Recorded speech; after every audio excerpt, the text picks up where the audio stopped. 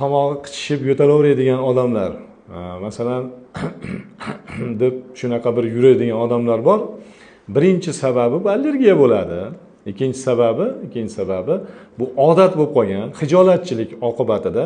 Masalan, odamni oldiga borganda ko'proq xijolat bo'lganining orqasidan degan bir odat chiqaradida, shu narsa sekin-sekin takrorlanaverganidan uni miyasiga odat bo'lib qoladi. Bu ikkinchi sababi. Uchinchi sababi albatta shamollash. Allergiya bilan birga qo'shilganda bu yana doimiy davomiy bo'lib ketaveradi.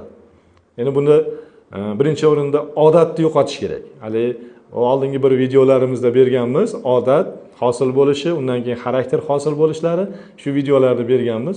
Shunga e'tibor beringda, miyangizda yopishib qolgan o'sha yopishqoq fikr doimiy o'zingizni nazorat qiling degan nimani kamaytirib borib yo'qotib yuborishingiz mumkin. Ikkinchi sabab albatta allergiya va shamollashga qarshi kurashish kerak. Buning uchun raqamlarga murojaat qilishingiz mumkin, biz sizga yordam bera olamiz.